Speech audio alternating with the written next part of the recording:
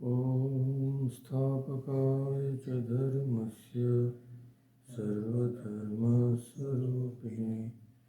अवतारवरिष्ठाय रामकृष्णाय ते नमः।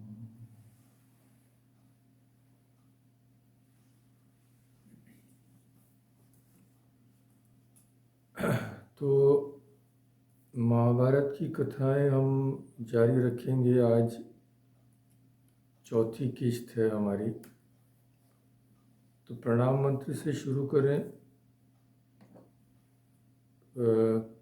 मेरे बाद बोलें, प्लीज़ रिपीट। पहली बार भी हम लोग करें हैं, पर बहुत दिन पहले तो सब लोग ज़रूर भूल गए हैं। नारायणं नमस्कृत्य नरं चैव नरोत्तमं देवीं सरस्वतीं व्यासं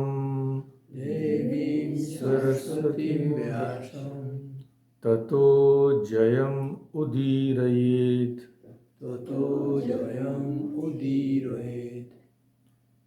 तो बद्रिका आश्रम निवासी प्रसिद्ध ऋषि नारायण तथा नर यानी श्री कृष्ण और अर्जुन, उनकी लीला प्रकट करने वाली भगवती सरस्वती और इसके वक्ता यानी महाभारत के वक्ता। कौन थे महाभारत के वक्ता?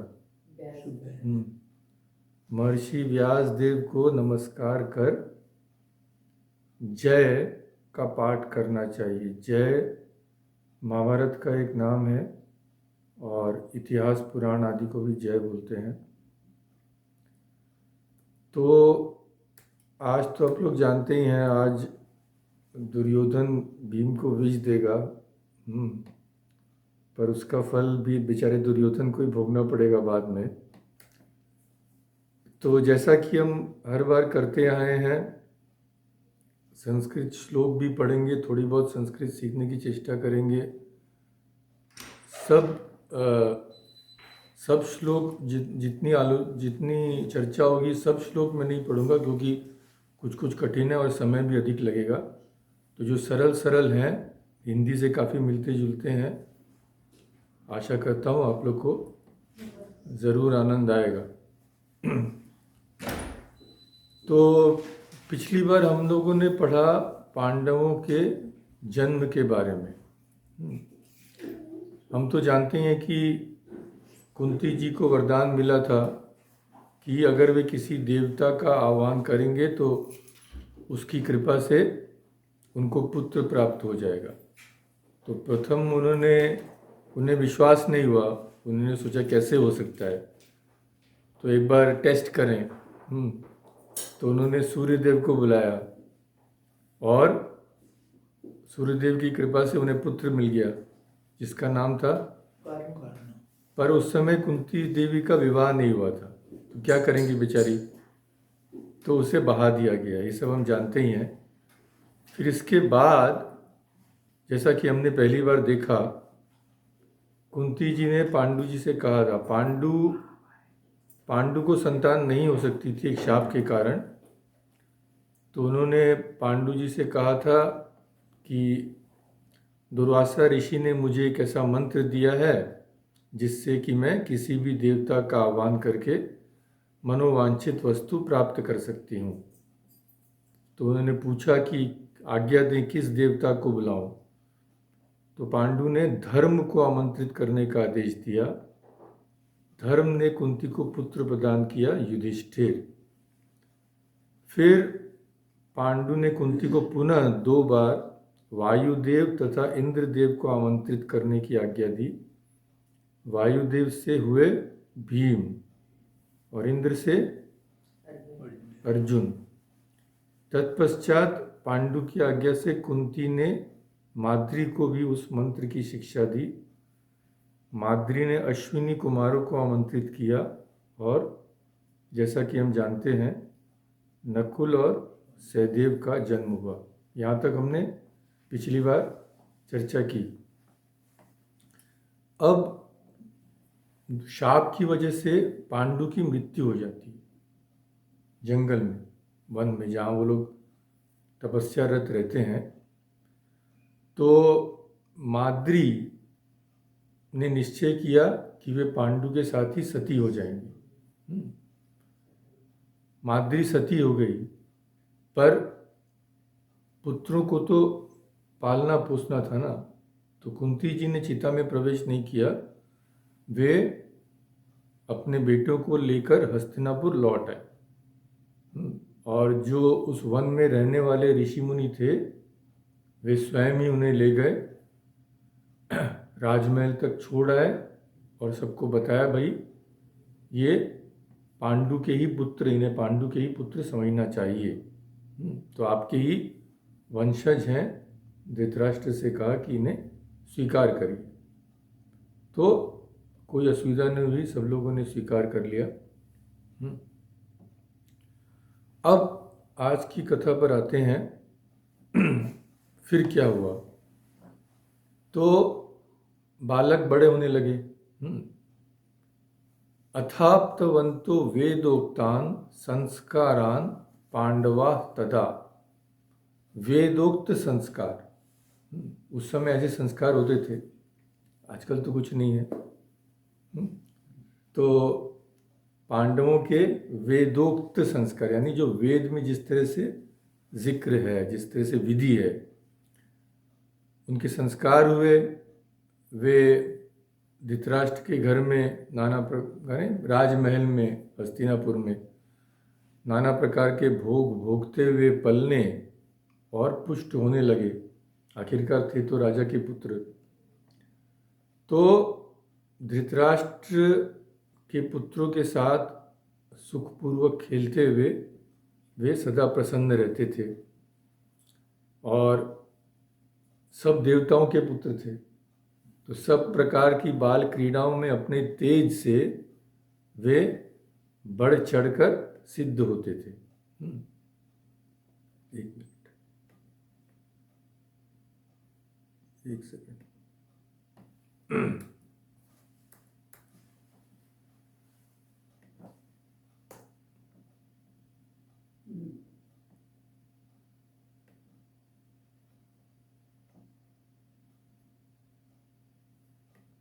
तो सभी बलशाली थे, पर सबसे बलशाली कौन था ये तो हम जानते हैं।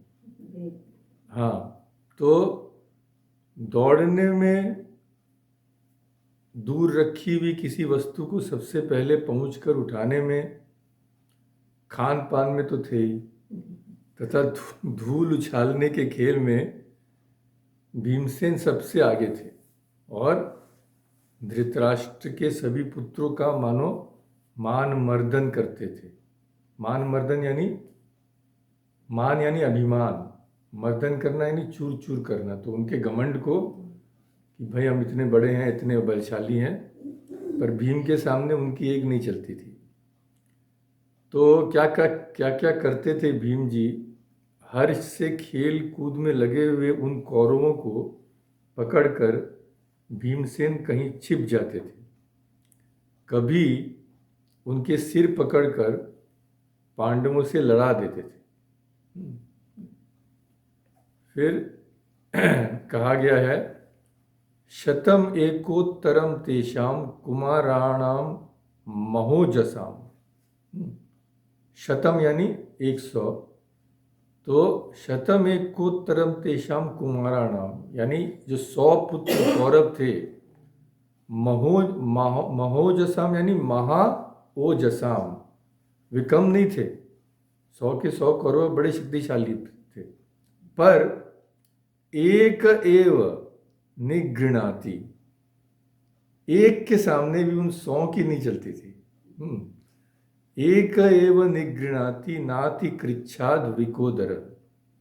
तो कृच्छ बोलते हैं, कृच्छ साधना बोलते हैं जो बहुत कठिन कठोर साधना हो, तो बोलते हैं न अति कृच्छाद, माने भीम को उन 100 पुत्रों को भी हराने में कोई परेशानी नहीं होती थी। तो धृतराष्ट्र के 101 100 कुमार बड़े ही बलवान थे, किंतु भीमसेन बिना अधिक कष्ट उठाए अकेले ही उन सबको अपने वश में कर लेते थे। बलवान भीम उनके बाल पकड़कर बलपूर्वक उन्हें एक दूसरे से टकरा देते थे, यानी, और उनके चीखने चिल्लाने पर भी उन्हें धरती पर घसीटते रहते थे।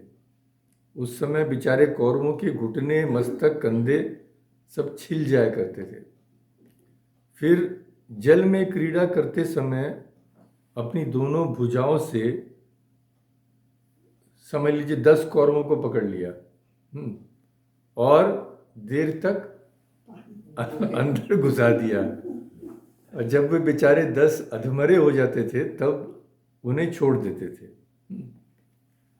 फिर बालक तो पेड़ पर चल के फल वल तोड़ते हैं ना।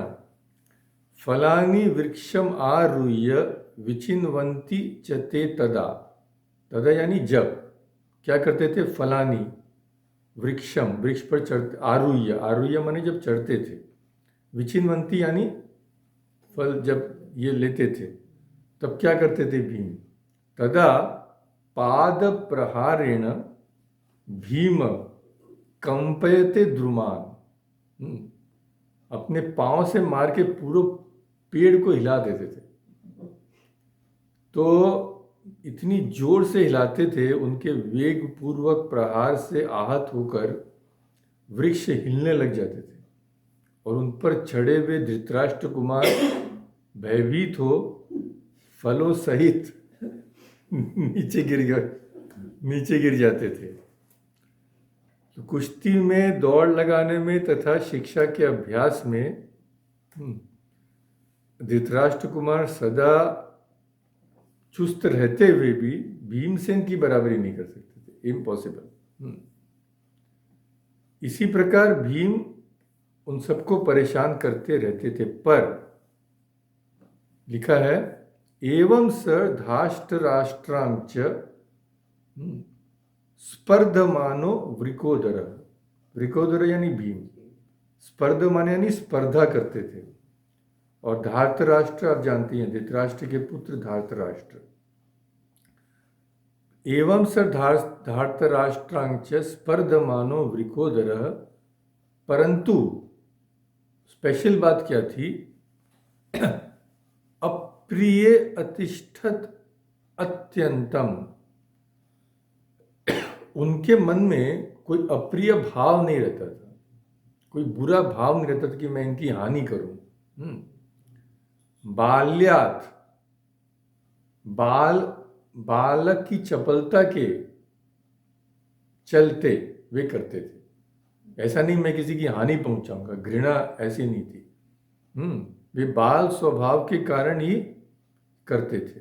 न द्रोह चेतसा, चेतसा यानी उनके मन में, चित्त में कोई द्रोह नहीं था कि मैं इनकी हानि करूंगा, नहीं, बालक जैसे खेलते हैं वैसे खेलते थे। पर कौरव तो ऐसे नहीं थे ना, कौरव तो सरल नहीं थे। तब क्या होने लगा, ततो बलम अतिख्यातम धार्तराष्ट्र प्रतापवान,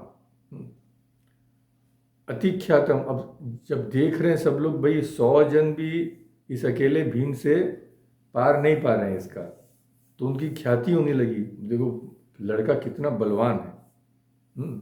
तो बलम अतिख्यातम धार्तराष्ट्र, धार्तराष्ट्र माने एक दुर्योधन, भीमसेनस्य तज ज्ञात्वा दुष्ट भावम अदर्शयत, ज्ञात्वा माने जानकर।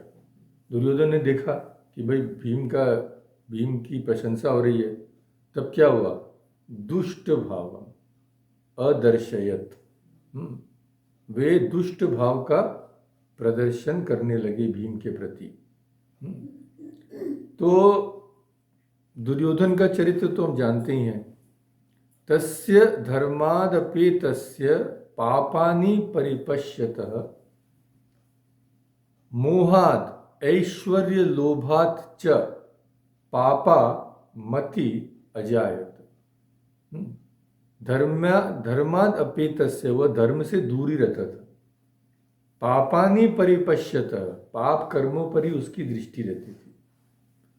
और मोहात, मोह के चलते, मोह के वश होकर, और ऐश्वर्यात, तो ये पंचमी विभक्ति है संस्कृत में। जैसे जब बोलते हैं ना वृक्षात, तो वृक्ष से, वृक्षात फलम पतति, वृक्ष से फल गिरा, तो इसके चलते जब बोलते हैं तब ये पंचमी विभक्ति लगती है।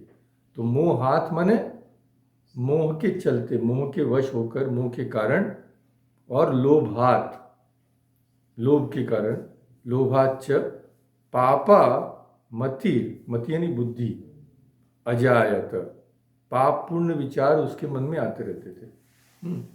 वो सोचता था अरे भाई ये लोग फिर सिंहासन में बैठ जाएंगे। तब वो सोचने लगा दुर्योधन अपने भाइयों के साथ कि ये भैया भीम को तो वश में करना असंभव है ठीक तरीके से। तब अब एक ही उपाय होता है, क्या? धोखा, धोखा देकर इसको कैद कर लेना चाहिए। क्यों? क्योंकि दुर्योधन स्वयं कहता है प्राणवान विक्रमी चैव शौर्येण महतान्वितः स्पर्धते चापि सहितान अस्मान एको वृकोदर। तो ये प्राणवान है, एनर्जी भरी हुई है, विक्रमी है यानी पराक्रमी है, शौर्येण महतान्वितः, महान शौर्य से संपन्न है, स्पर्धते च अपि सहितान, अगर हमसे स्पर्धा करे 100 कौरवों से, भीम अकेला ही हम सबके लिए काफी है। तब क्या करना पड़ेगा? अब कुछ बड़ा कदम उठाना पड़ेगा, नहीं तो हम लोग की खैर नहीं। तो एक दिन कभी मौका देखकर जब वह सो जाए तो उसे बांध के अच्छे से गंगा जी में विसर्जन करते, हाँ मार डाले। और एक बार वो हट गया रास्ते का कांटा, फिर युधिष्ठिर इत्यादि को मैं देख लूंगा, उनको खत्म करके फिर मैं राजा बन जाऊंगा, इसको हटाना पड़ेगा।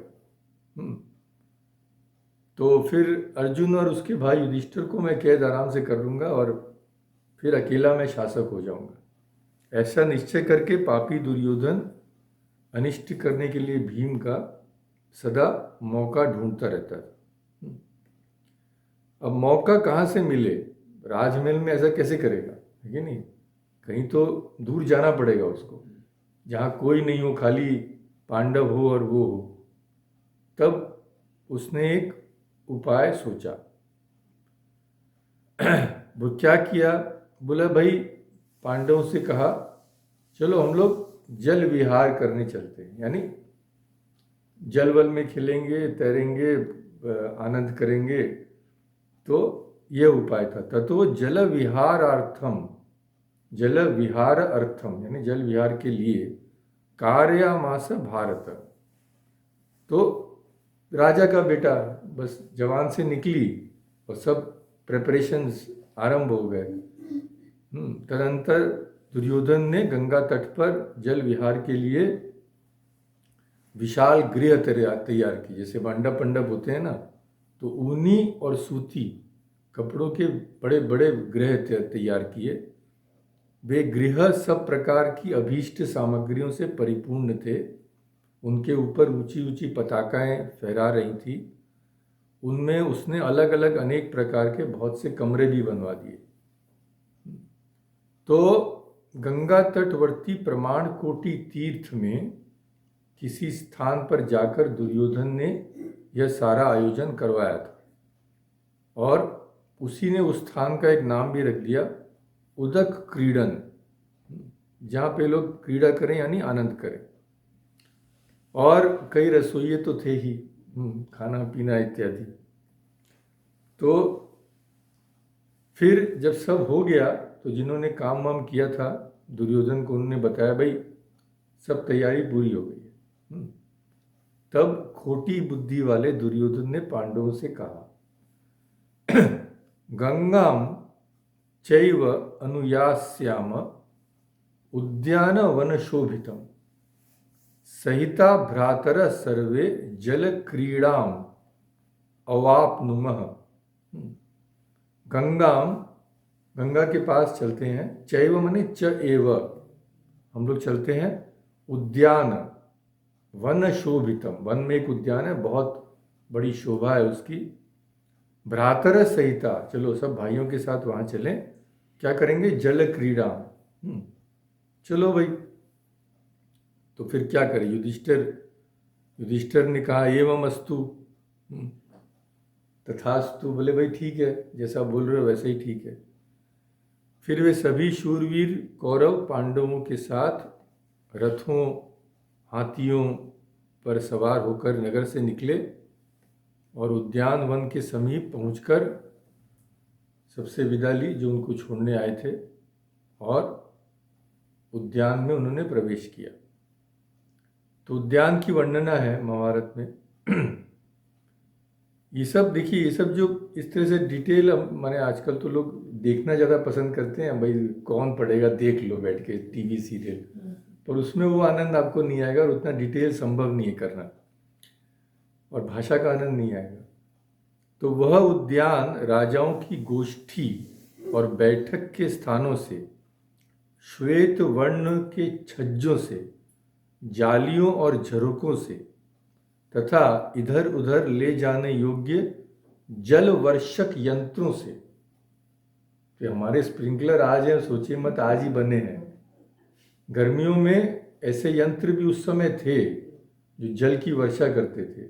समझ लीजिए हमारे एयर कंडीशनर जैसे। महल बनाने वाले शिल्पियों ने उस उद्यान एवं क्रीड़ा भवन को झाड़ पोंछ कर साफ कर दिया था। ये जो मैं पढ़ रहा हूँ, एक एक शब्द मूल महाभारत का है, अनुवाद ही पढ़ रहा हूँ, पर और कहीं से लिया नहीं है, ये मूल महाभारत में ही है। चित्रकारों ने वहाँ चित्रकारी की थी। जल से भरे तालाबों द्वारा उसकी बड़ी शोभा हो रही थी। खिले हुए कमलों से आच्छादित वहाँ का जल बड़ा सुंदर प्रतीत होता था। ऋतु के अनुकूल खिलकर झड़े हुए फूलों से वहाँ की सारी पृथ्वी ढक गई थी। मैं सौंदर्य देखिए। फिर पांडव पहुंच गए। उन्होंने क्या किया? तत्र उपविष्टाः ते सर्वे पांडवा कौरवाश्च। उपदिष्ट, वहाँ पे उपविष्ट माने एक्चुअली बैठना, तो वहीं आज सेटल हो गए जाके। उपपन्नान बहून कामान ते भुंजंती ततः ततस्ततः ततः ततः। तो वहाँ पे जाके सेटल हो गए वो लोग, और बहून कामांस भुंजंती माने नाना प्रकार के भोग भोग करने लगे। फिर ततो दुर्योधन पापस तद भक्षये कालकूटम। तो दुर्योधन ने सोचा, प्लान क्या था भाई, भीम को पानी में डालना है। तो भीम क्या आएगा, बोलेगा आके आके मेरे को पानी में डाल दे। तो ऐसा कुछ करना पड़ेगा कि भीम बेहोश हो जाए या मरी जाए, फिर उसके लाश को ही डाल देंगे, है कि नहीं। तो सब खाना पीना वो लोग का चल रहा था, और दुर्योधन तो मौके की ताक में था। तो क्या करा वो? भक्ष्य कालकूटम, कालकूट विष, जो कि शंकर जी को खिलाया गया ना, हलाहल विष। तो ये कालकूट विष था। और क्या करा उसने? विषम प्रेक्षपयामास, यानी उसमें डाल दिया। किसमें डाला? उसके भोजन में। तो सब लोग आपस में एक दूसरे को खिला रहे थे, सब प्रेम से खा रहे थे, और पापी दुर्योधन ने भीम को मारने की इच्छा से उसके भोजन में कालकूट नामक विष मिला दिया। अब दुर्योधन, अब जैसे संसार में लोगों का जो स्वभाव होता है, दुष्ट लोगों का, वह बताने के लिए, जैसा कि मैंने पहले कहा है, कैरेक्टर एनालिसिस जिस तरह से महाभारत में किया गया है, संसार की किसी भी ग्रंथ में आपको शायद ही मिलेगा। भगवान कृष्ण से लेके दुर्योधन दुशासन तक और ये जो जैसे निंदा सूचक वाक्य भी जैसे हम लोग पढ़ेंगे अभी, तो ये क्यों क्यों दिखाया गया, ताकि हम समझ सकें कि दुष्ट लोगों का स्वभाव कैसा होता है और जानकर उनसे दूर रह सकें। तो दुर्योधन का स्वभाव क्या था? स्वयं उत्थाय चैवाथ हृदयेन क्षुरोपमम् स वाचाम अमृत कल्पश्च। हृदय उसका कैसा था? छुरे के समान तीखा। वाचाम, पर बातें कैसी करता था? अमृत कल्पश्च, जैसे अमृत झर रहा है। तो वह सगे भाई और हितैषी सुहृद की भांति भ्रातृवत च, वत यानी जैसा, भाई भाई मैं तुम्हारा कितना अच्छा दोस्त हूँ भीम, खाओ खाओ, और लो। सुहृद, सुहृद यानी दोस्त। तो बर्ताव तो ऐसा करता था जैसे बहुत ही प्रिय भाई है, बहुत ही प्रिय सखा है, पर अंदर उसके हानि करने की तीव्र आकांक्षा। तो ऐसे दुष्ट लोग होते हैं संसार में। तो भीम को बड़े लाड़ प्यार से भांति भांति के पकवान खिलाने लगा और सब में विष था। भीम दोष से अपरिचित थे, भोजन में जो दोष हो गया है, तो दुर्योधन जितना देता गया वे सबका सब खाते गए। तो दुर्योधन ये देख के बहुत ही खुश हुआ, बोले चलो अब ये तो गया, अब मेरा काम बन गया। फिर क्या हुआ? खाने पीने के बाद ततस्ते सहिता सर्वे जल क्रीड़ा अकुर्वत, सब जल क्रीड़ा करने चले गए। पांडवा धार्तराष्ट्रश्च तदा मुदित मानस, मुदित मानस, मुदित यानी प्रेम मुदित मन से कहो, यानी प्रसन्न मन से। मानसा यानी मन से। बड़े खुश होकर सब लोग जल क्रीड़ा, भाई खाना पीना हो गया, आनंद में है सब लोग, बच्चे हैं, माने युवक हैं। तो जल क्रीड़ा समाप्त होने पर दिन के अंत में सब थक थका गए, है कि नहीं? सारा दिन ये सब किए हैं। तो वे लोग वहीं पे रात बिताने का उन्होंने सोचा, और भीमसेन तो और भी थक गए क्योंकि ऐसे भी एनर्जी उनमें थोड़ी ज़्यादा थी। तो वे जल क्रीड़ा के लिए आए हुए उन कुमारों को साथ लेकर विश्राम करने की इच्छा से प्रमाण कोटि के उस ग्रह में आए और वहीं सो गए। और मनोरम स्थान था, शीतम वातम समासाध्य। वातम यानी वायु, वातात्मजम कौन है? हाँ, कि वायु से जिनका जन्म हुआ है। तो शीतम वातम समासाध्य, ठंडी ठंडी हवा चल रही है। श्रांतो मद विमोहित, विमोहित मद यानी उनके विष में, जो शरीर में विष था उसके मद से वे अचेत हो रहे थे। विषेण च परितांगो निश्चेष्ट पांडुनंदन। तो विषेण मद विमोहित, विष के कारण उनके शरीर में असर होने लग गया, और निश्चेष्ट एकदम ऐसे सो गए जैसे परलोक मानो चले गए हों। हाँ, तब दुर्योधन ने देखा भाई ये तो हिल डुल नहीं रहा है, काम हो गया, अब इसको अंजलि दे दें, इसकी जलांजलि।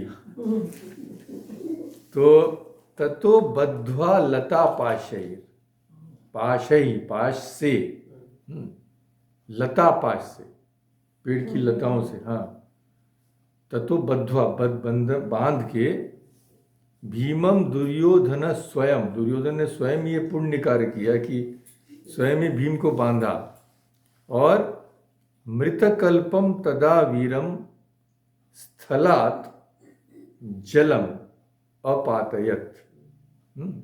वो बेचारे मरे हुए जैसे थे भीम, उसको कोई होश नहीं था क्या हो रहा है, तो स्थल से जल में फेंक दिया। अब भीमसेन बेहोशी की दशा में जल के भीतर डूबकर चले गए एकदम अंदर। और हमारे पुराणों में कि अंदर भी एक लोक है। क्या लोक है? नहीं, नागलोक था। पाताल तो है ही, पाताल में ही कहीं नागलोक होगा। तो नागलोक पे पहुंचे। अब वो बेचारे इतने भारी भरकम भीम गिरे तो वहां पे नागलोक राजकुमार घूम फिर रहे होंगे, तो बहुत तो उनके शरीर से बेचारे दब गए। तब दूसरे नाग गुस्सा हो गए और उन्होंने सब मिलकर भीमसेन को डसना शुरू किया। उस डसने से भीम की प्राण बच गए। ततोस्य दशमानस्य तद विषम कालकूटम विषम हतम, माने विष का प्रभाव उनके डसने से नष्ट हो गया। तो जैसे ही प्रभाव नष्ट हुआ भीम जाग गए। ततः प्रबुद्ध कौन्तेय, उठ गए। सर्वम संच्छिद्य बंधनम, उनके लिए वो सब बंधन तोड़ना उड़ना क्या था, एक ऐसे हाथ घुमाए होंगे सब टूट गया होगा। और फिर देखा कि भाई ये नाग लोग मेरे को डस रहे हैं, तब सर्पों को पकड़ पकड़ कर मारने लगे धरती पर। और सब बेचारे सर्प भागने लगे। अरे बाप रे, ये कहाँ से आ गया। हम लोग तो सोचते थे ये बालक है। फिर हतावशेषा भीमसेन सर्वे वासुकिम अभ्ययु। तो प्रजा जब डर जाती है तो कहाँ जाती है? राजा के पास। और नागों के राजा हैं वासुकी। तो जो बेचारे बच गए, जिनके प्राण बच गए, वे सब सर्प गए वासुकी के पास। बोले अयम नरो वै नागेंद्र यप्सु बद्ध्वा प्रवेशित। देखिए नर कहाँ से आया है। इसे बांध कर किसी ने जल में डाल दिया था। यथा च नो मतिर्वीरम विषपीतो भविष्यति। तो हमारा विश्वास है विषपीतो, किसी ने इसे विष दे दिया था। वह विष हमारे डसने से उसका प्रभाव नष्ट हो गया है। तो बेहोशी की हालत में तो आया था, पर हमारे डसने से जाग गया और होश आने पर शीघ्र ही उसने सारे बंधनों को तोड़ दिया और अब हमें ही मारने लग गया है। तो वासुकी गए भाई दौड़े दौड़े, कौन प्रजा को मार रहा है मेरे। तो वासुकी ने उन नागों के साथ आकर भयंकर पराक्रमी भीमसेन को देखा। और उस समय वहाँ पे एक और नाग रहते थे, उनका नाम था आर्यक। अब आर्यक जी थे कुंती जी के पिता शूरसेन के नाना जी। तो इतने दिन कैसे जिंदा थे? नागों की आयु बहुत ज़्यादा होती होगी, शायद 400-500 वर्ष आयु होगी उनकी।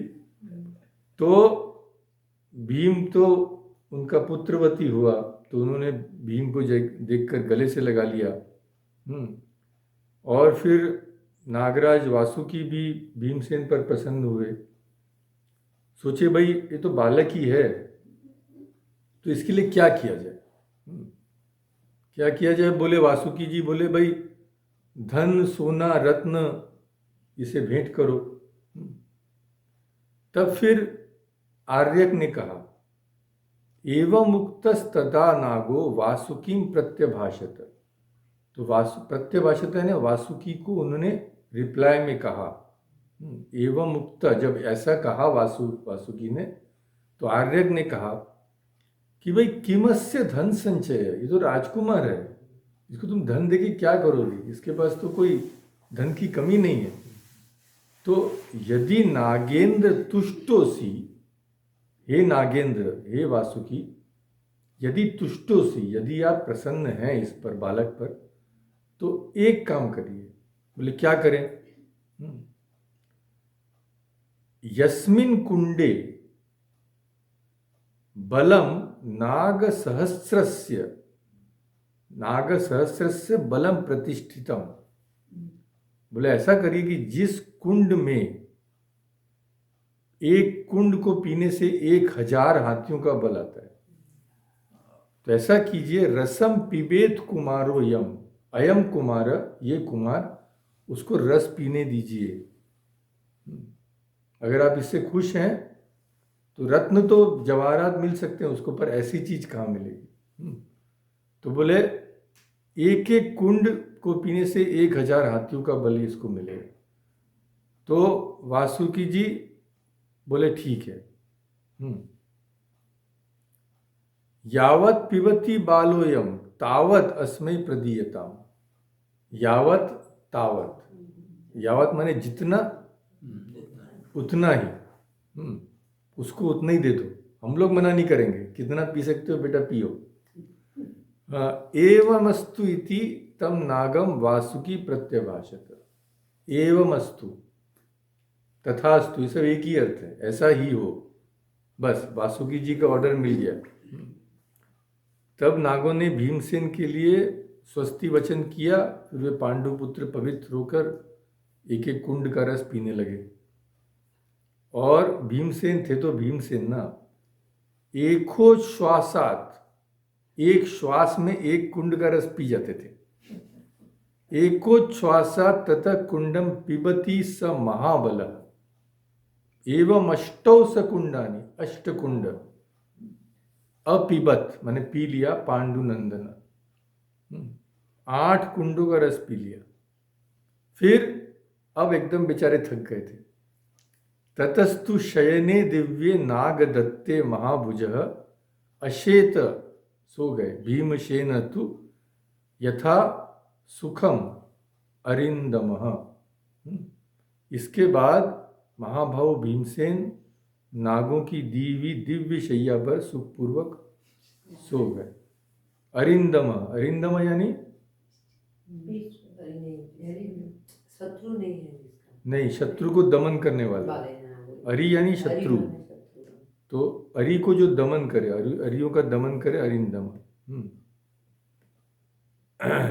अरिजीत भी बोलते हैं, अरिजीत बंगला में बहुत कॉमन एक नाम है, तो शत्रुओं को जीतने वाला। तो फिर क्या हुआ वहां पे, ये तो नागलोक की बात है, ऊपर भी तो चल रहा था ना कार्यक्रम। ततस्थे कौरवा सर्वे विना भीमम च पांडवा वृत्त क्रीड़ा विहारास्तु प्रतस्थुर गज सावयम। बोले भाई बिना भीम के का समस्त कौरव पांडव क्रीड़ा वीड़ा हो गई, विहार हो गया। तो प्रतस्थुर यानी उन्होंने चल प्रस्थित हो गए, यानी चले चले कहाँ, हस्तिनापुर की ओर। रथ, हाथी, घोड़े तथा अन्य प्रकार की सवारियों द्वारा वहां से चलकर वे आपस में कह रहे थे, अरे भीम तो नहीं है, वो जरूर हमसे आगे ही चला गया, वो पहले ही पहुंच गया होगा। और पापी दुर्योधन तो सब जानता था, वो बहुत खुश, चलो भीम अभी तक नहीं आया, माने अब बस कभी नहीं आएगा, काम तमाम। अब युधिष्ठिर बेचारे धर्मात्मा थे। अब देखिए एक तरफ दुष्ट का चरित्र बताया, अब देखिए जो सरल व्यक्ति है उनका चरित्र कैसा होता है। तो युधिष्ठिर के बारे में बोलते हैं, युधिष्ठिरस्तु धर्मात्मा यविदन पापम आत्मनि। यविदन यानी ही अविदन, अविदन यानी जानता नहीं था बेचारा। पापम आत्मनि, पापात्माओं के मन में जो विचार, ऐसा गंदा विचार हो सकता है, बेचारा धर्मात्मा वो सोच ही नहीं सकता था। तो स्वेन अनुमानेन परम साधुम सम अनुपश्यति। तो अनुमानेन माने खुद के विचार से, परम दूसरों को भी वो साधु ही समझता था। जो सरल व्यक्ति है वो दूसरों को भी सरल समझता है, दूसरों को भी अच्छा समझता है। तो वो तो सोच ही नहीं सकता था ऐसा हो भी सकता है कभी।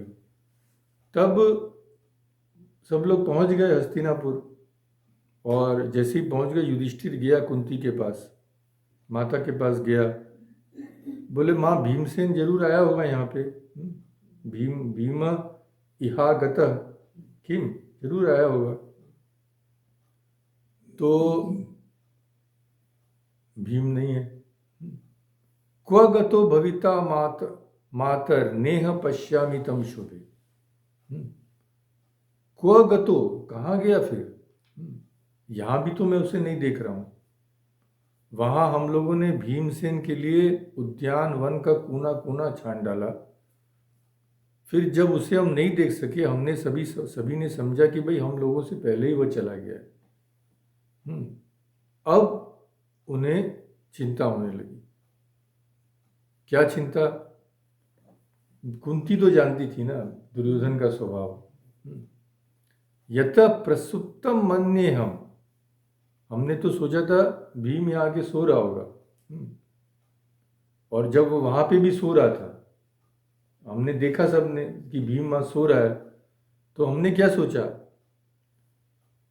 कि भाई विश्राम कर रहा है। पर अब ऐसा लग रहा है कि नेति हतस्तु सह, हत यानी मार डालना।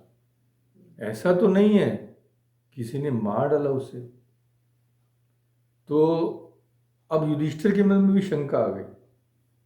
जैसे युधिष्ठिर ने कहा तो कुंती जी की अवस्था तो सोच ही सकते हैं, घबरा गई। बोली बेटा यहाँ तो भीम आया नहीं है, वो यहाँ है ही नहीं, अब क्या करना चाहिए?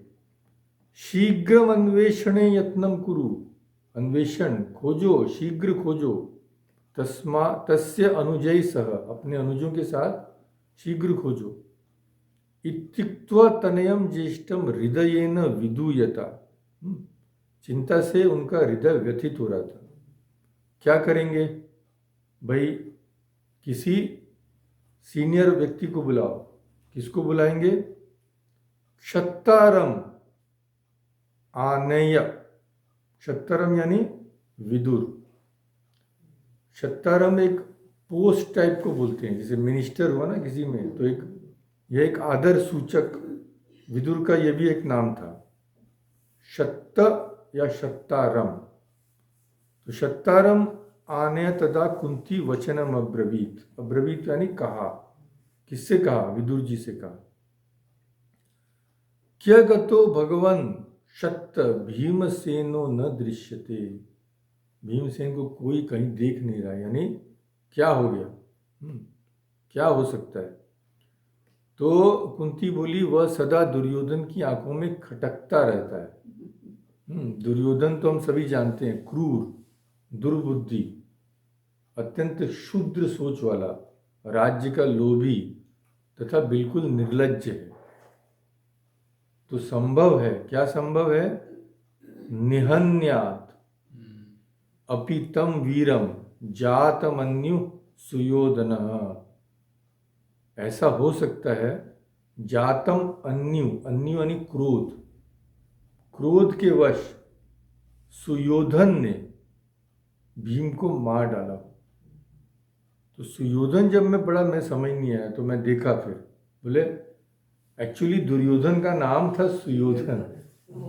हाँ, सुयोधन माने जो युद्ध करे ठीक से करे, उसमें कोई अनीति नहीं करे, दुष्ट बुद्धि नहीं करे, ये तो सुयोधन। पर जब दुर्योधन की कीर्ति फैलने लगी तो सबने देखा होगा भाई इसका नाम ठीक नहीं है, इसका नाम दुर्योधन कर दो। तो महाभारत में शुरू में देखेंगे सुयोधन आता है, पर बाद में स्पेशली वो जब द्यूत क्रीड़ा के बाद फिर दुर्योधन ही दुर्योधन, और फिर सुयोधन गायब हो जाता है। तो संभव है कि अन्यु यानी क्रोध में उसने भीमसेन को मार डाला। इसी चिंता से तेन में व्याकुलम चित्तम, मेरा चित्त व्याकुल हो रहा है। हृदयम दह्यति इव, इव माने जैसे, हृदयम दह्यति, मेरा हृदय जल रहा है। तो विदुर तो बहुत ज्ञानी पुरुष थे, तो उन्होंने कहा मैवम वदस्व कल्याणी, मैवम माने संधि विच्छेद करिए, नहीं, माँ एवं, माँ यानी मत ना, एवं वदस्व ऐसा मत बोलिए कल्याणी, शेष संरक्षणम कुरु, शेष पुत्रों की तुम रक्षा करो। प्रत्यादिष्टो ही दुष्ट आत्मा शेषो अपि प्रहरेत तव, वो दुष्ट इतना है दुर्योधन कि अगर उससे पूछताछ की जाए तो शेष अपि, तुम्हारे दूसरों पुत्र को भी वो हानि पहुंचा सकता है। और जहां तक भीमसेन की बात है, दीर्घायु तव सुता, तुम्हारे पुत्र सब दीर्घायु हैं। क्यों? यथा उवाच महामुनि, महामुनि व्यास जी ने कहा है तुम्हारे पुत्र जवानी में नहीं जाएंगे, दीर्घायु होंगे।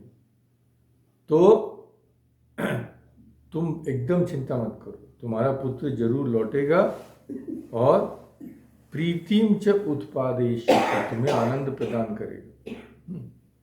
ये क्षति जब आएगा ना, क्षति समझ लीजिए जनरली फ्यूचर में होता है, करिष्यति करेगा, और अकुर्वत ऐसा अगर आया तो पास्ट है, और करोति कर रहा है। तो भाई ठीक है, सुन ली, कुंती जी ने सुन लिया, बस माँ है तो बेचारी बैठ गई चिंता में, और फिर नागलोक में चले। तो ततो अष्टमे तु दिवसे प्रत्यबुध्यत पांडव, 8 कुंडों का रस पिया, 8 दिन तक सोया।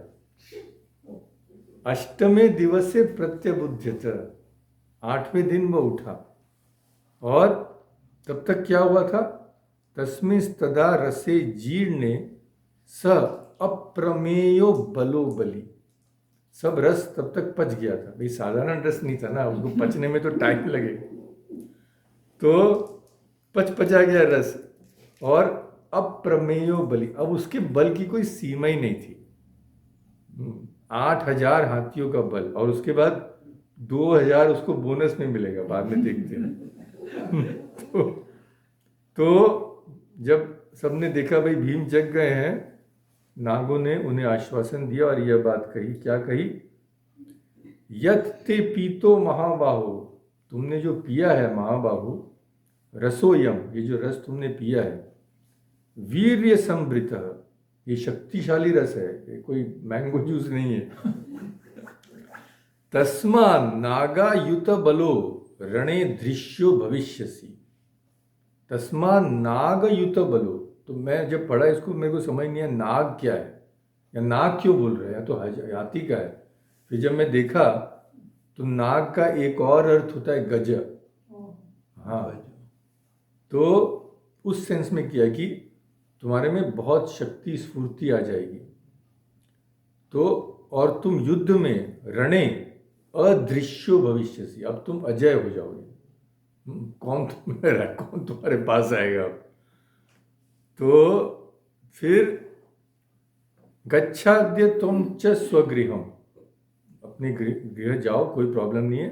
उससे पहले स्नातो दिव्यैरिमैर जले, इस दिव्य जल में स्नान करो। भ्रातरस्ते अनुतप्यंती, बेचारे तुम्हारे भ्रातृगण भाई अनुतप्यंती, चिंता में मग्न है।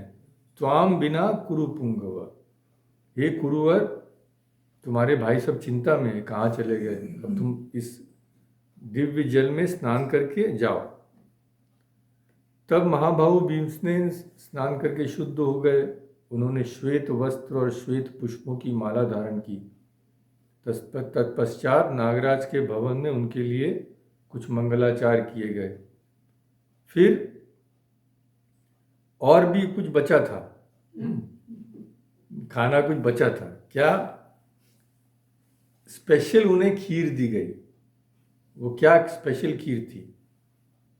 औषधि भी, विषग्नि भी और सुरभि, ये 3 उसके कैरेक्टरिस्टिक्स थे। क्या? औषधि भी, उसमें औषधियां थी, क्योंकि भाई विष पान किया है ना, बाद में भी तो दुर्योधन कुछ विष दे सकता है। और औषधि, विषग्नि भी, विषनाशक, और सुरभि, बहुत ही मधुर गंध वाली, सुगंधित। भुक्त्वान परमान्नम च नागैर दत्त महाबला, तो महाबली भीमसेन ने नागों द्वारा प्रदत्त वह खीर खाई।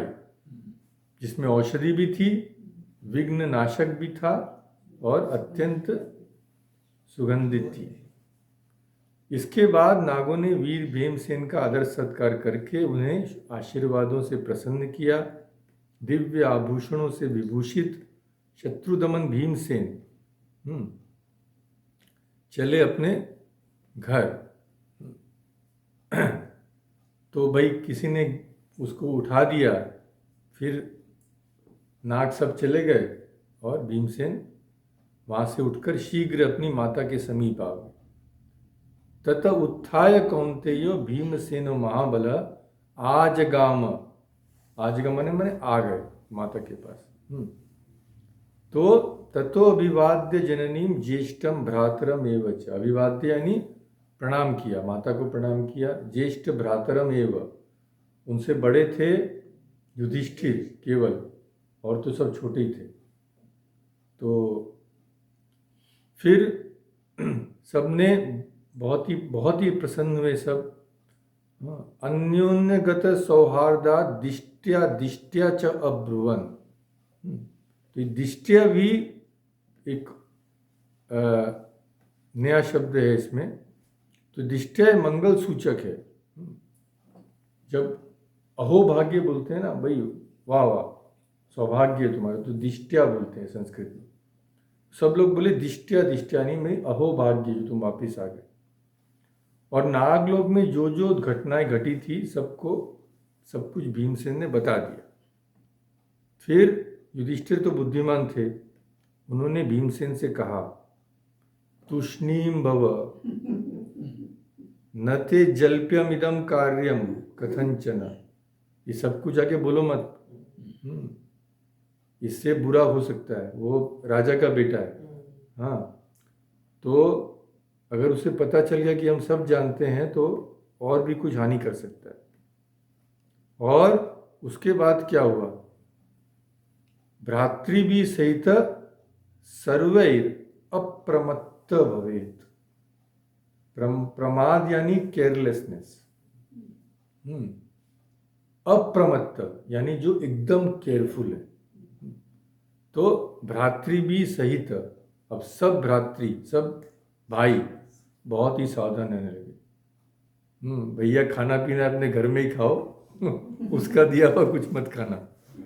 पर फिर भी एक समय ऐसा आया कि फिर दुर्योधन को मौका मिला और उसने भीमसेन के भोजन में फिर नया तीखा रोंगटे खड़े कर देने वाला कालकूट नामक विष डलवा दिया। पर चूंकि नागों ने उन्हें वही खीर वीर दिया था, शायद वह कारण हो। कारण महाभारत में लिखा नहीं है, पर यह लिखा है कि भीमसेन ने उस विष को खाकर भी उसे पचा लिया। यद्यपि वह विष बड़ा तेज था, वह भीम का कुछ बिगाड़ नहीं सका। कारण इसमें एक ही बताया कि भीमसेन के उदर में वृक नामक अग्नि थी, उसमें वह विष पच गया। पर यह वृक नामक अग्नि तो पहले भी थी, तब भीमसेन क्यों बेहोश हो गया? तो उसमें महाभारत में कोई कारण नहीं दिया, बस ये लिखा कि पच गया। तो पांडव जान गए ये भी और क्रोध में भर जाते थे, पर विदुर ने कहा था कुछ मत कहो, तो प्रकट कुछ नहीं करते थे। अब बालक तो बड़े होने लगे हैं ना, तो खेल कूद में सारा जीवन तो नहीं व्यतीत कर सकते। कुमारान क्रीडमानास्तान दृष्ट्वा राजाति दुर्मदान। खाली खेलने से क्या होगा, बालक स्पॉइल्ड हो जाएगा, उद्दंड हो जाएगा ना। तो धृतराष्ट्र ने देखा बहुत खेल वेल हो गया, अब क्या करना पड़ेगा, गुरुम शिक्षार्थम अन्विष्य, खोजो इनके लिए गुरु खोजो। गौतमम तान न्यवेदयत। तो उन कुमारों को खेल कूद में लगे रहने से अत्यंत उद्दंड होते देख धृतराष्ट्र ने शिक्षा देने के लिए गौतम गोत्रीय कृपाचार्य की खोज कराई, जो विविध शास्त्रों के पारंगत विद्वान थे। उन्हीं को गुरु बनाकर कुरुकुल के उन सभी कुमारों को उन्हें सौंप दिया गया और सब कृपाचार्य से धनुर्वेद का अध्ययन करने लगे। तो अगली बार थोड़ा बहुत कृपाचार्य जी के संबंध में और फिर द्रोणाचार्य, अश्वत्थामा, अगला प्रसंग यही रखेंगे, क्या क्या हुआ। चलिए आज यही खत्म करें। ओम शांति।